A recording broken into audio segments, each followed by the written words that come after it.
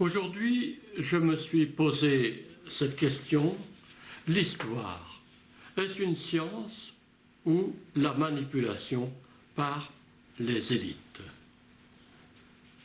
L'histoire m'est toujours apparue comme un mensonge délibéré, destiné à orienter, selon les circonstances et les idéologies au pouvoir, à mener les peuples dans une direction choisie par ceux qu'on persiste à appeler les élites et qui ne sont que les manipulateurs des sociétés. Alors cette phrase de l'écrivain breton Jean Marcal, alias Jean Bertrand, prononcée en 1989, répond à la polémique entretenue dans le milieu universitaire autour de ces récits jugés comme des délires celtomaniaques, mais dont les succès auprès des lecteurs sont incontestables. Il répond ainsi à ceux qui l'accusent d'être un affabulateur, un inventeur de mythes, un celtomane. Marcal a en effet beaucoup brodé à partir des personnages du cycle arthurien. N'avait-il pas le droit de le faire? Après tout, ces héros ne sont-ils pas déjà mythiques? Quel mal y aurait-il à ajouter du mythe au mythe? L'important n'est-il pas de rester dans l'esprit des premiers rédacteurs? Ce qui compte dans la matière de Bretagne, ce ne sont pas les exploits des chevaliers de la table ronde en quête du Graal et de savoir s'ils ont réellement existé, mais les vertus qu'ils défendent, le bien contre le mal, l'amour courtois, la fidélité du chevalier. D'autre part, accuser Marcal de mystification, c'est juger un peu hâtivement ses recherches sur les Celtes, d'autant plus que les sujets et les méthodes en histoire n'apparaissent pas consensuels. La science historique restera toujours sujette aux suspicions du pouvoir, qu'il soit politique, religieux, économique, voire universitaire, la puissance de l'institution du savoir. Puisqu'elle cherche à révéler le passé, lorsque celui-ci est avantageux, le pouvoir le récupère. Lorsqu'il l'est moins, naturellement, le pouvoir le cache. Ce qui fait dire à Paul Valéry que l'histoire est le produit le plus dangereux que la chimie de l'intellect ait élaboré.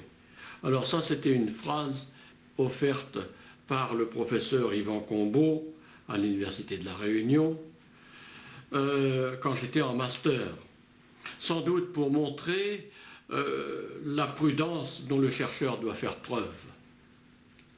Et Valéry ajoute, il fait rêver, il enivre les peuples, leur engendre de faux souvenirs, exagère leurs réflexes, entretient leurs vieilles plaies, les tourmente dans leur repos, les conduit au délire des grandeurs ou à celui de la persécution, et rend les nations amères, superbes, insupportables et vaines. L'histoire justifie ce que l'on veut, elle n'enseigne rigoureusement rien, car elle contient tout et donne des exemples de tout.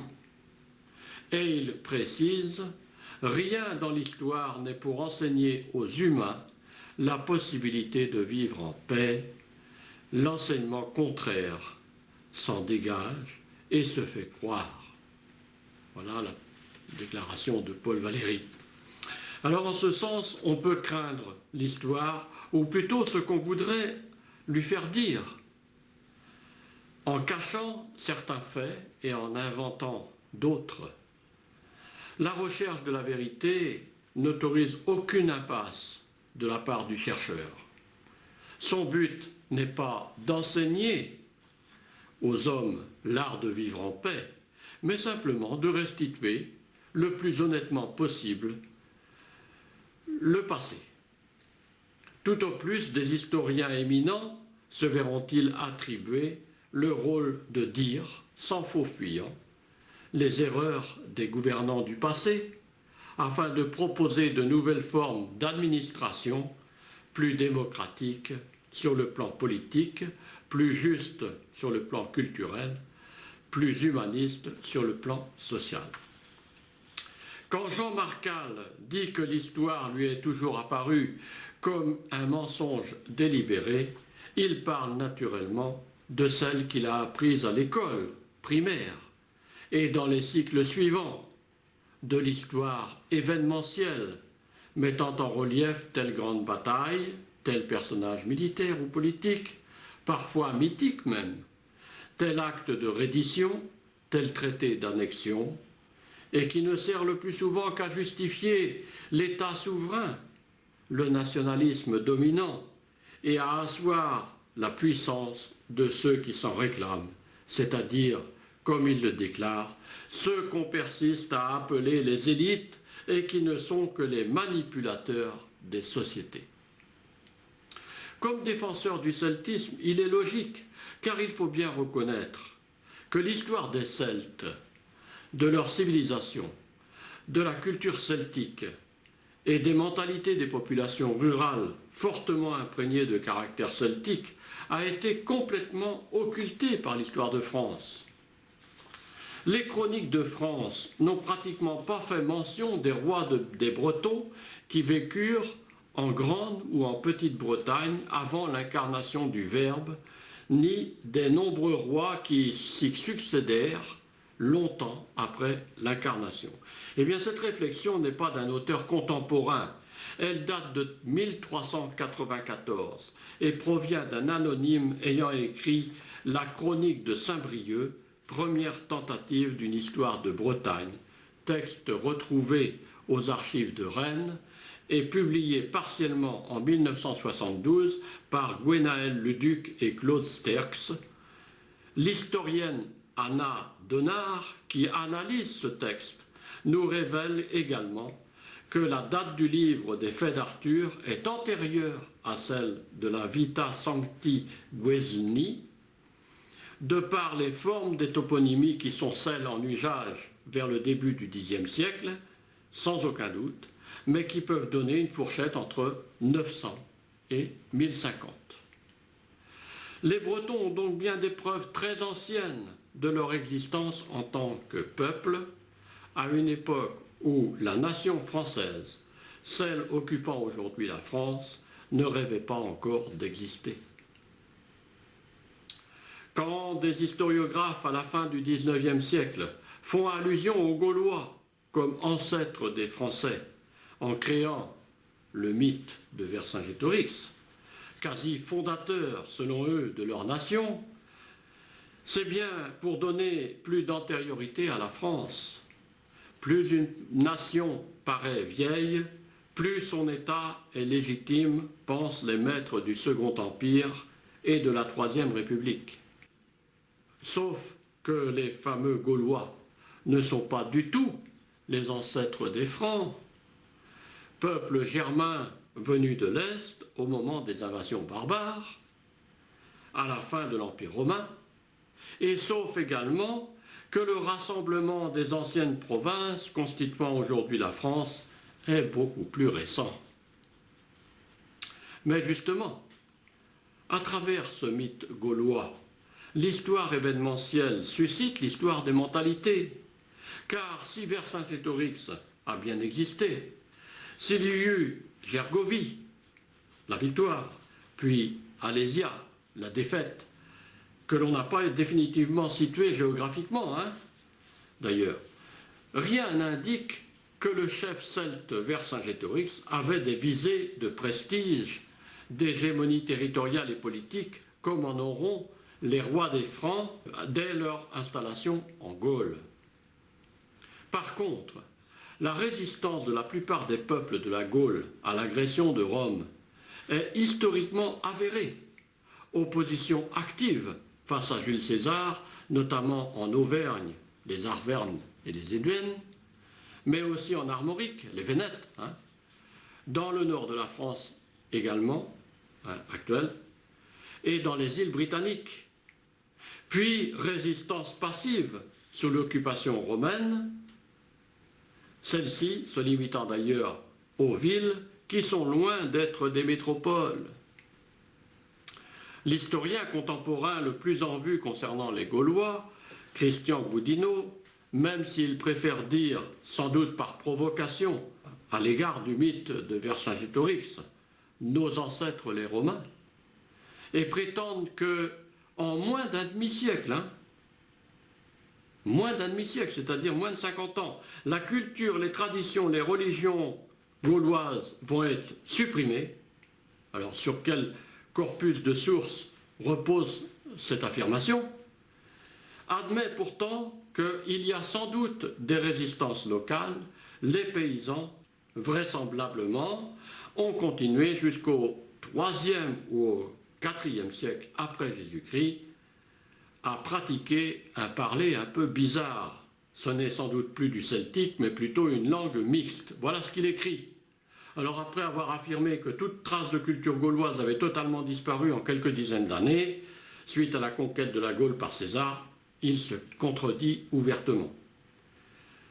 Je n'insisterai pas sur ces assertions du genre « Mais non, les Gaulois ne sont pas occupés, ils se sentent romains, ils sont romains ».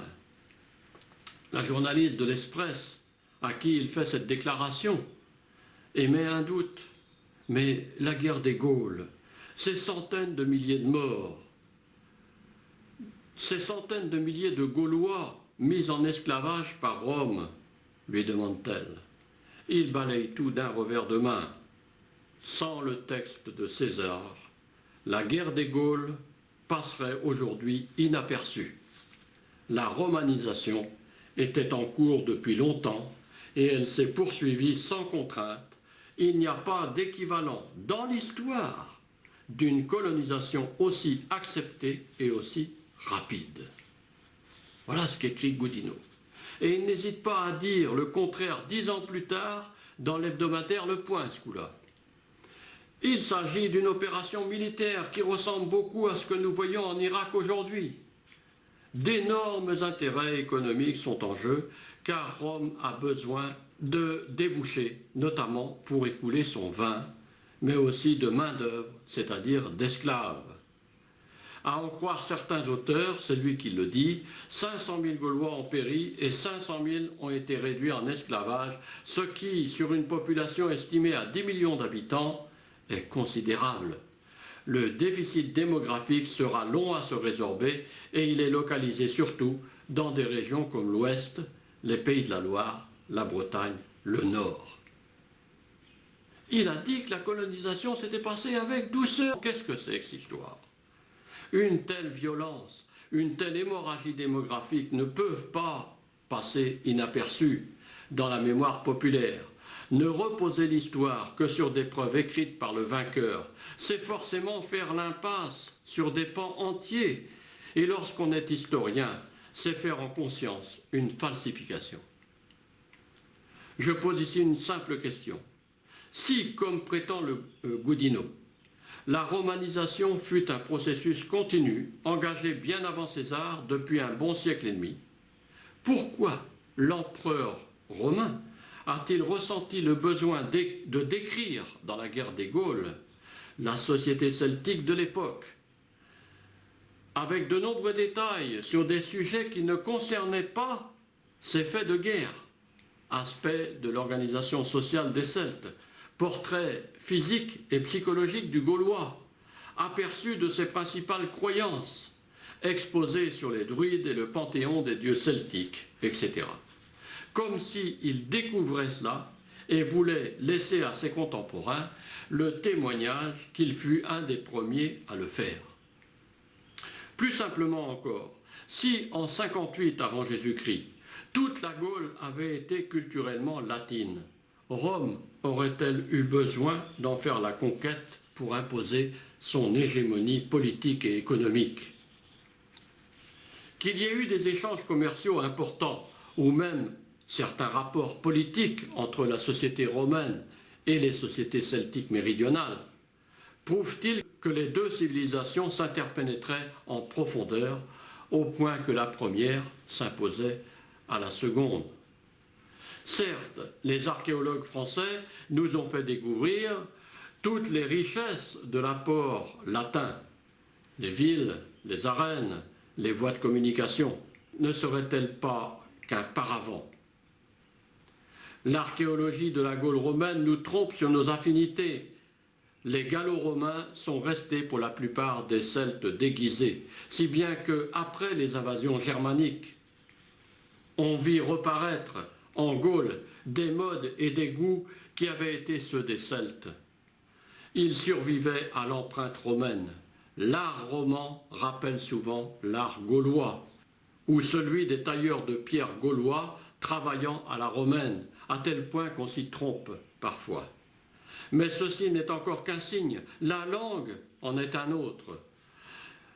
Les Romains ont lentement imposé la leur à la Gaule.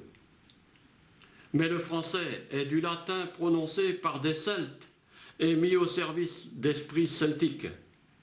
Le caractère analytique de son verbe, l'emploi des démonstratifs et des particules démonstratives, l'allure de la phrase parlée lui sont communs avec les langues celtiques. Dans les années 1920, l'archéologue et sociologue Henri Hubert, directeur de recherche à l'école pratique des hautes études, collaborateur de Marcel Mauss et de Émile Durkheim, et qui écrit ces phrases, se serait-il totalement trompé? Mais il poursuit encore plus loin. C'est un lieu commun que de nous jeter à la tête les affinités gauloises. Il reste donc beaucoup des Celtes là où le nom celtique s'est perdu. Mais pour ce qui est de leur organisation sociale, toutes les parties supérieures en ont croulé. L'État chez nous n'est pas celtique, il est germanique ou romain. Il n'est pas resté d'État celtique. L'Écosse en est une ombre, l'Irlande est une formation nouvelle. Le rôle historique des Celtes n'a pas été un rôle politique, puisque leurs formations politiques ont été caduques. Mais ce fut un rôle civilisateur. Les Celtes ont été, dans le monde antique, des porteurs de flambeaux, et nous leur avons succédé. Amoureux de beauté et d'idées générales, nous avons été, en Europe, les intermédiaires des civilisations anciennes, mûres et hautes, dont nous avons contribué à faire la civilisation. Les Celtes y ont ajouté certaines formes de sensibilité et d'humanité qui appartiennent encore en Europe aux Occidentaux et à nous. Alors on va trouver peut-être que Hubert idéalise les Celtes et qu'il fait de la celtomanie en identifiant un peu trop facilement des caractères sociaux actuels à ceux d'une civilisation qui paraît bien ancienne. Sauf que déjà, à l'époque de Jules César, le géographe grec Strabon fait état de cette sensibilité humaniste des Celtes. Le caractère commun de toute la race celtique, dit Strabon, d'après le philosophe Posidonius, c'est qu'elle est irritable et folle de guerre, prompte et sans malignité. Si on les irrite, ils marchent ensemble droit à l'ennemi et l'attaquent de front, sans s'informer d'autre chose. Aussi, par la ruse, on en vient aisément à bout. Toutefois, par la persuasion, ils se laissent amener sans peine aux choses utiles, ils sont susceptibles de culture et d'instruction littéraire, forts de leur haute taille et de leur nombre, ils s'assemblent aisément en grande foule, simples qu'ils sont et spontanés, prenant volontiers en main la cause de celui qu'on a opprimé. Ça a été écrit il y a plus de 2000 ans. Prendre parti pour l'opprimé il y a plus de 2000 ans ne serait-il pas un invariant culturel de la mentalité celtique? Le personnage de Vercingétorix que Christian Goudineau a cherché à démythifier si maladroitement en affirmant la quasi-romanisation des sociétés gauloises avant la conquête de César, a suscité au XIXe siècle les recherches sur le peuple dont il était issu, et sur les Celtes en général, leurs mœurs, leurs croyances, leurs pratiques culturelles. On est bien passé dans ces cas précis de l'histoire événementielle à l'histoire des mentalités qui est la seule capable d'interpréter des mutations sociales et des évolutions culturelles vraiment profondes, donc durables.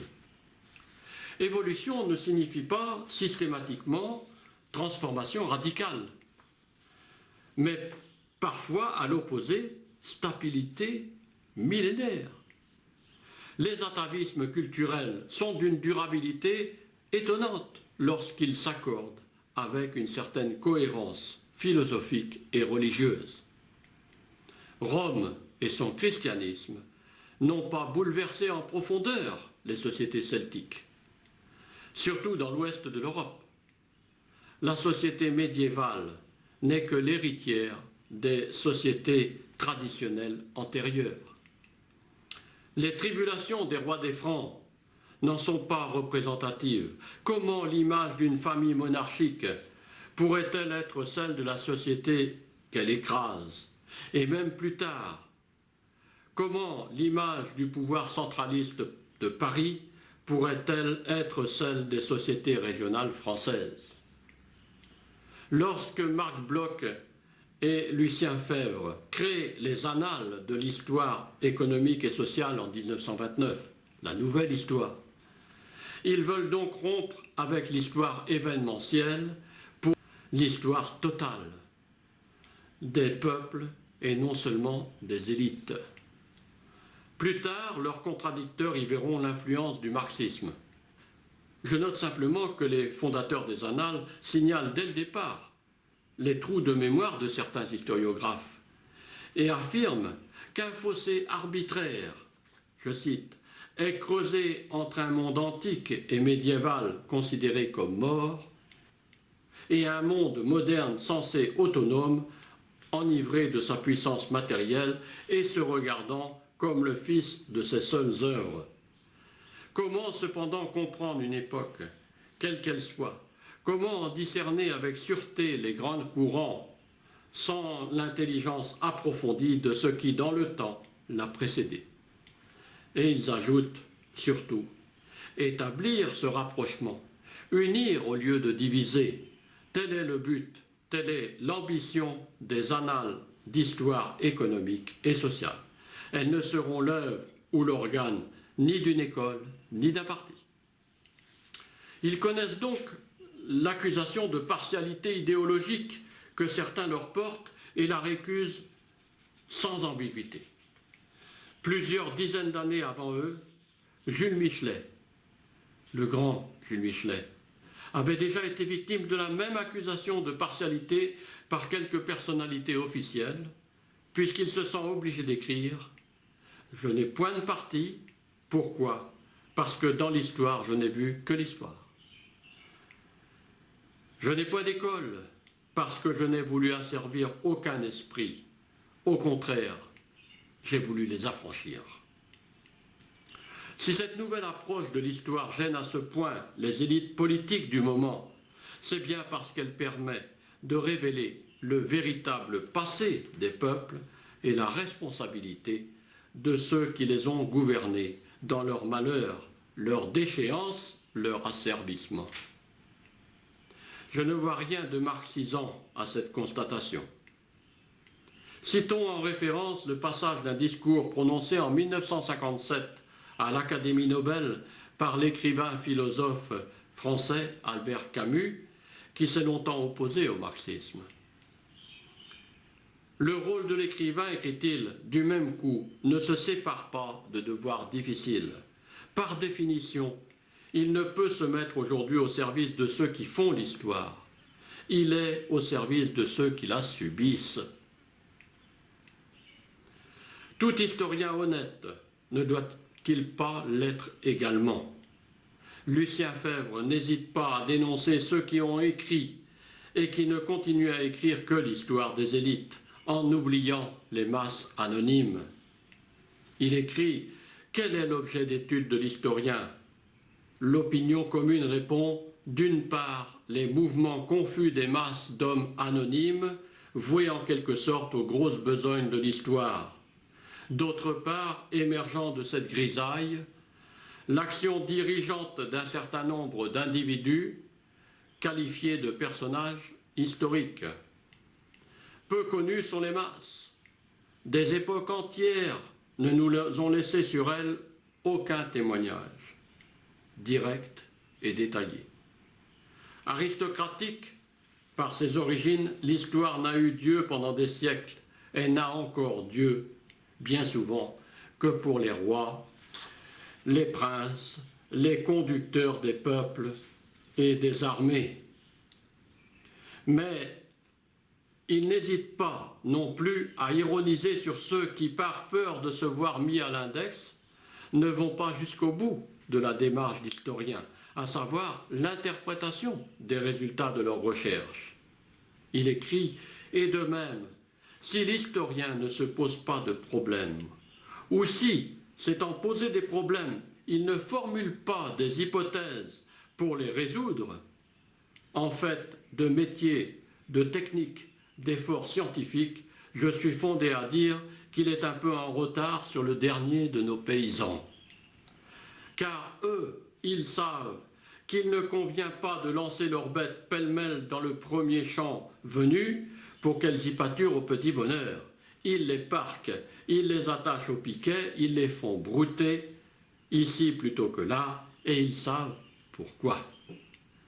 En effet, limiter l'histoire à une simple collecte de faits ou de chiffres, même si cela demande parfois un énorme investissement personnel, en temps, en déplacement, en passion, sans se poser la moindre question, sans émettre la moindre hypothèse, n'apparaît-il pas comme la plus grande sottise de l'intellectuel ?